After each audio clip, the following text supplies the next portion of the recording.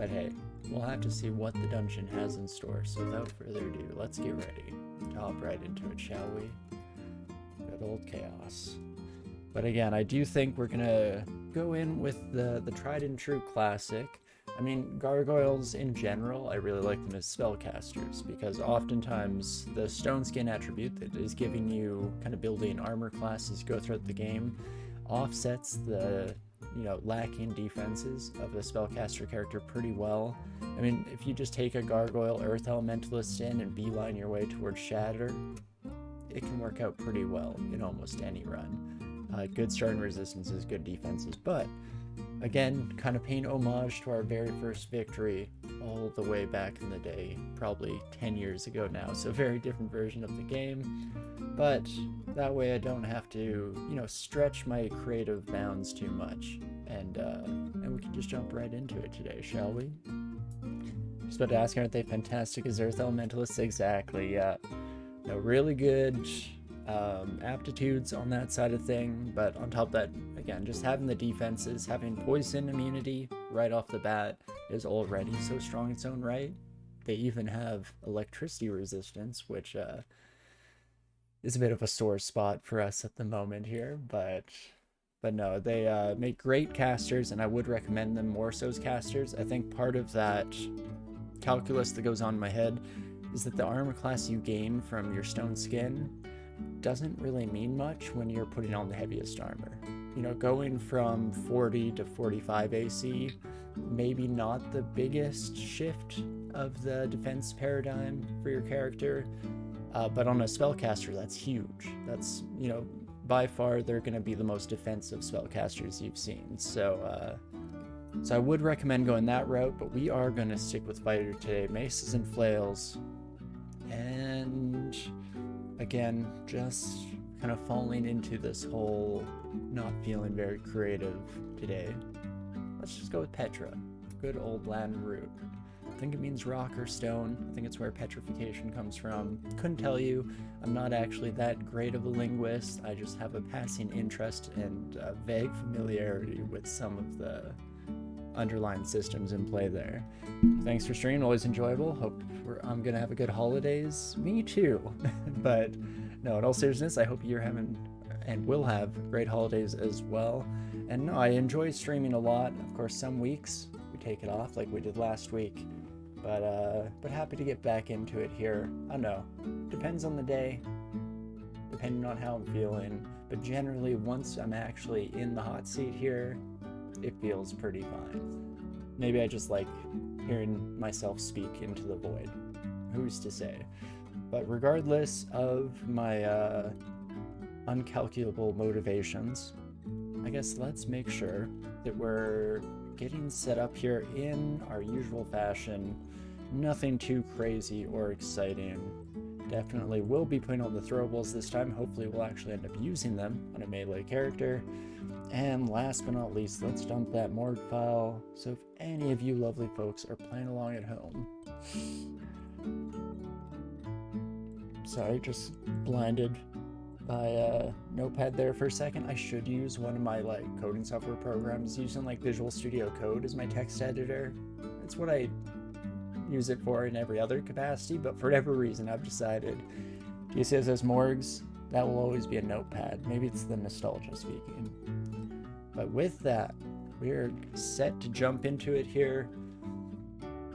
And of course, yeah, we have our good defenses. In fact, Whip of Electrocution.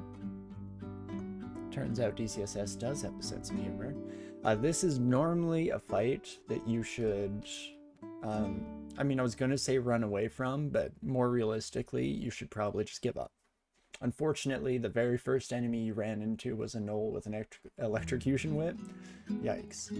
But let's dig our feet in here, and let's see if we can't make it out through here. I am going to use the might potion right away. Probably a bit of overkill. The first 5 seconds of a run, you probably just try to fight, because if you restart, is it the biggest deal ever? But I think we're going to try today to make this work, no matter what the dungeon throws our way. Try and play a little bit more intelligently than I might oftentimes get up to.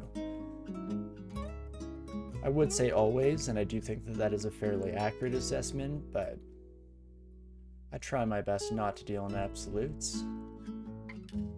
Because in that way I'm better than the Sith and the Jedi. But okie dokie.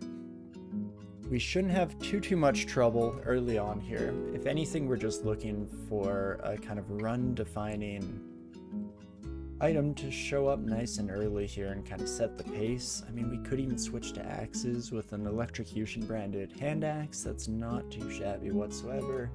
Fighting against a -1 aptitude is pretty negligible at the end of the day. Maybe we'll keep that on the back burner, because even though this is a back to basics, you know, we're returning to some of the tried and true classics, I still would like... Yikes. Would still like to adapt those older strategies a little bit. Like, I'm a sucker for basically throwing axes on every single fighter I play in this game. But, you know, every once in a while, let's give maces and flails a chance to shine, shall we? Of course, it's probably not going to be this run.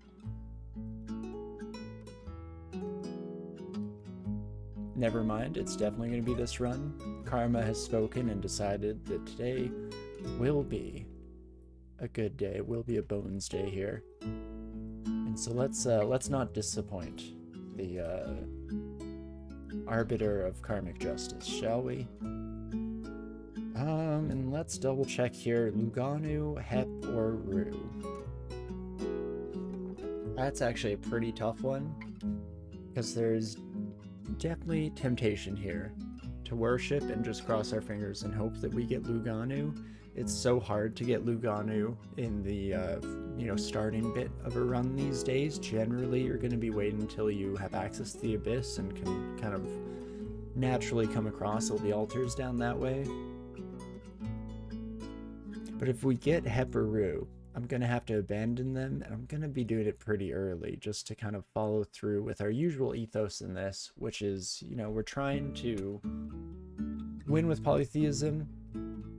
We very easily could just always go with our favorites. We could be Gozag every single run and then just swap out at the end.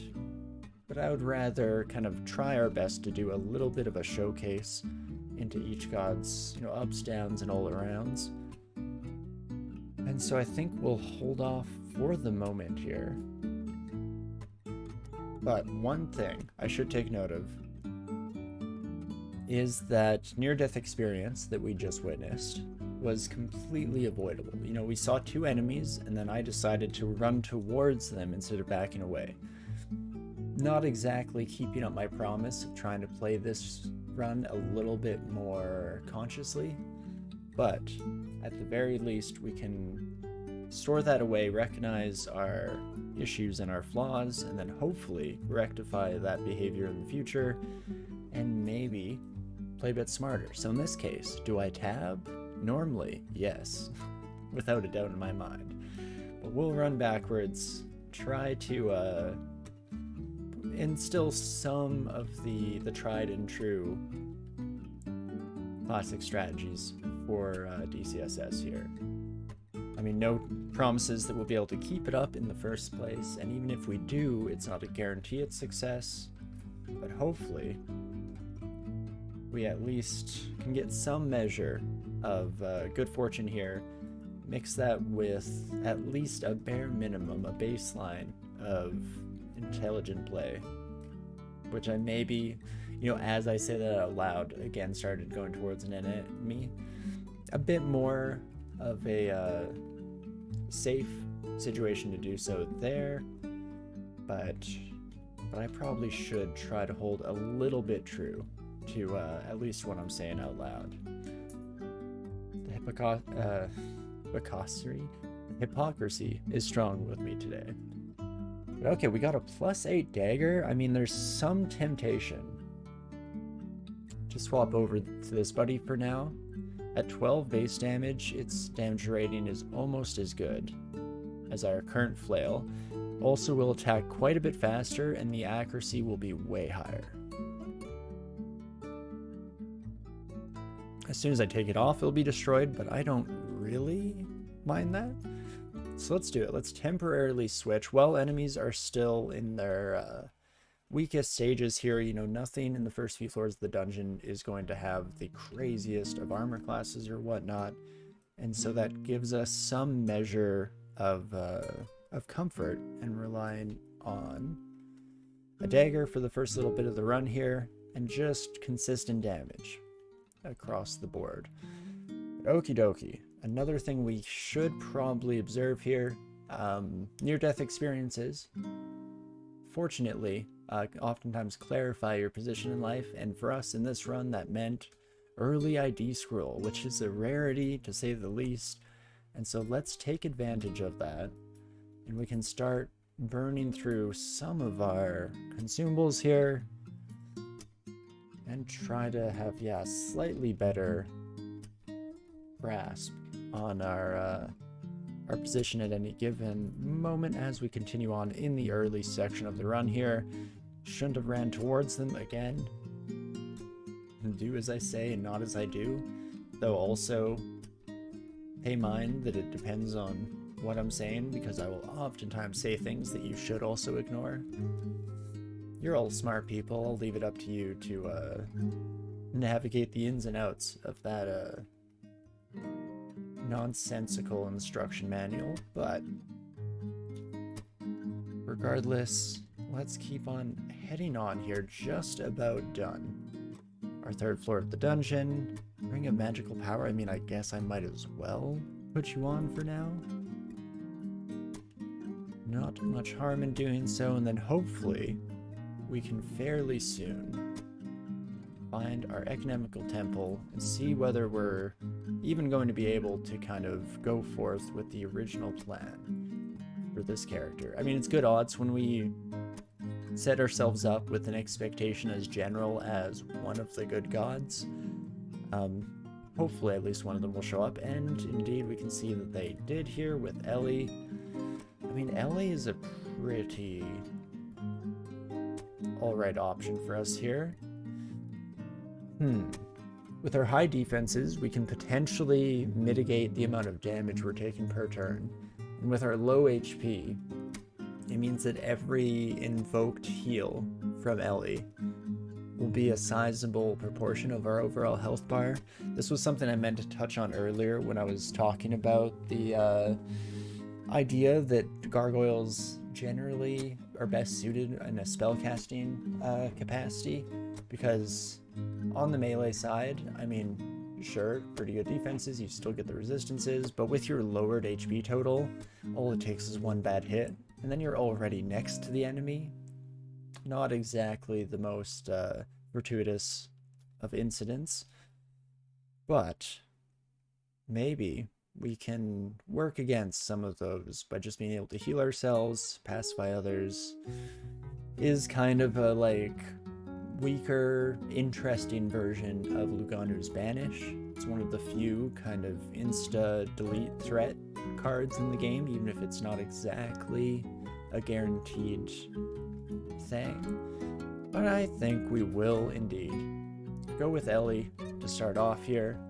Can always switch to Xin, because Xin is kind of nicely suited for this style of character, at least. You know, when you're in melee combat, most enemies are going to be in the splash zone as you spit a verse from Zin's book. But we can worry about that if and when Xin does show up, and until then, let's just appreciate and enjoy Ellie's company. And maybe, just maybe, we'll be vindicated for the light theory crafting we're doing there in regards to the heal. There we go, catching myself once again, getting a little bit caught up in the moment, smashing that auto fight key. And you know, there's no impetus to really keep this up forever. I'm not going to promise that every run I'll be putting in the extra effort to play as intelligently as one maybe should. But for whatever reason, that is how my brain was operating here today. And And so hopefully we can capitalize off that and see some okay play. I'm not going to get ahead of myself. Let's not say good play, but at least a lot better than we're used to in the last while here.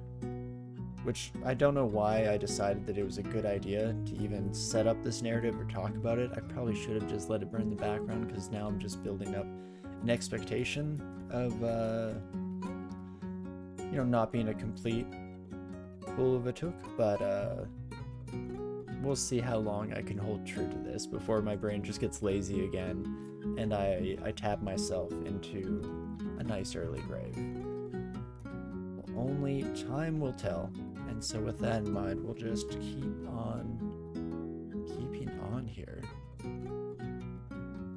I guess we did pick up a lot of spell books, so worth at least taking a peek into here.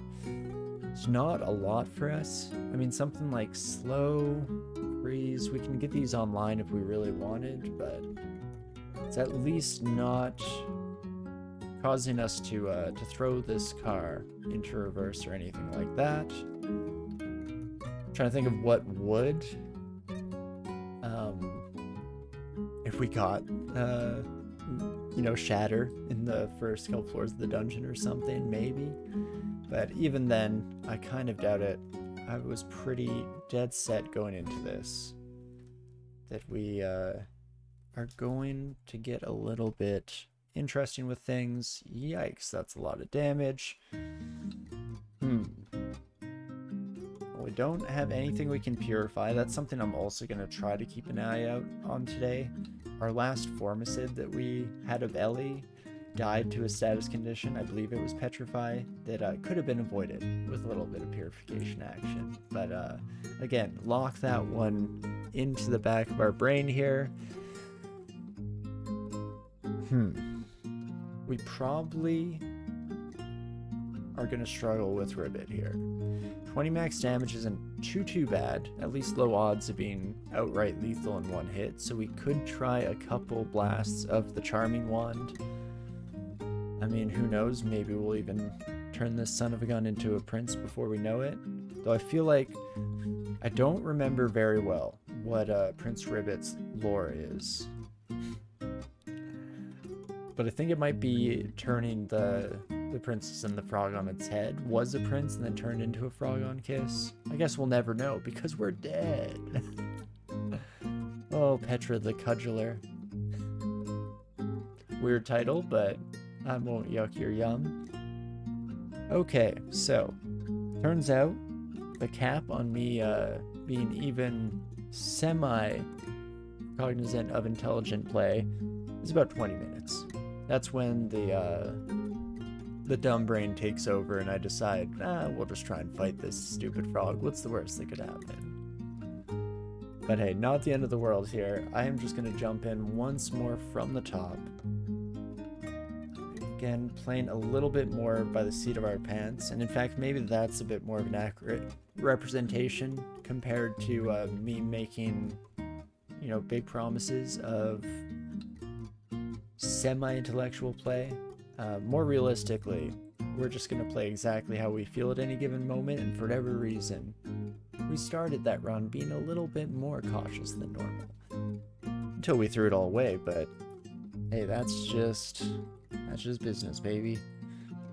So one more time, let's grab that seed here, throw it up on screen, because this dungeon, of course, is where it all comes up roses, where it all changes. The world is changing, to quote every single Marvel movie trailer from the last 10 years. And perfect, caught ourselves halfway through there.